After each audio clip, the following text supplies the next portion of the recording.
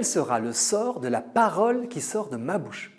Maurice Zindel répond à cette question avec l'allégorie du galet lancé dans l'eau. Soit ma parole tombe sur un cœur agité et s'y engloutit comme un caillou, dans le clapot, sans laisser aucune trace. Soit elle tombe sur un cœur attentif, comme sur une eau calme. Il fait du bruit, crée des vaguelettes qui finissent par troubler toute la surface. Le cœur de l'auditeur ressent alors tantôt des ondes joyeuses, tantôt des vagues à l'âme. Ça dépend. Avons-nous conscience du pouvoir des mots que nous prononçons? Ils peuvent tout autant faire grand bien que blesser durablement. En tout cas, l'Homo sapiens est un être de parole. Depuis 300 000 ans, 98% de son épopée s'est faite à coups de parole et seulement 2% avec des écrits qui remontent à moins de 6 000 ans.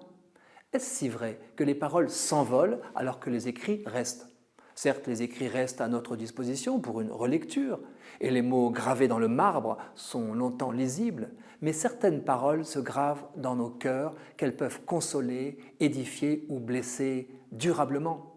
Tantôt elles nous construisent, tantôt elles font de lourds dégâts, parfois à l'insu de ceux qui les prononcent, parents, patrons, amis, conjoints. Combien de fois ai-je réalisé avec stupeur, a posteriori, le pouvoir de mes paroles, soit qu'elles aient fait du bien, soit qu'elles aient fait du mal. Parfois un mot qu'on croyait anodin remet quelqu'un sur pied, parfois le même mot le met à terre. L'usage de la parole est l'un des propres de l'homme, il a quelque chose de sacré.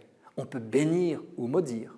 Saint Jacques ne s'y trompe pas quand il affirme que nous avons dans la bouche un indomptable petit organe capable d'injecter du venin malfaisant. D'où l'importance de retenir notre langue pour éviter le mot qui tue, ou au contraire d'oser la parole bienfaisante qu'on omet trop souvent. Une bonne part de notre humanité se déploie ou se rétracte par la parole. Celle qu'on dit performative encourage la créativité. La parole de malédiction, celle que dicte l'esprit de fatalité, tétanise, stérilise, éteint la vitalité. J'ai fait un jour dans un train une expérience étrange. Une femme assise en face de moi lisait un roman. Indiscrètement, j'ai relevé les 4 premiers mots d'un paragraphe qui étaient des mots usuels. Ils étaient tapés sur Internet. J'ai immédiatement eu accès à ce roman. Cette phrase était unique. Certes, cela ne marche pas à tous les coups, mais j'ai tiré de cette expérience une conviction en l'appliquant à nos paroles. Elles sont singulières. Un instant de conversation entre deux êtres invente ce qui n'avait jamais été et ne sera jamais plus. Alors, action. Par un exercice d'introspection, notons les paroles entendues qui résonnent encore fortement en nous.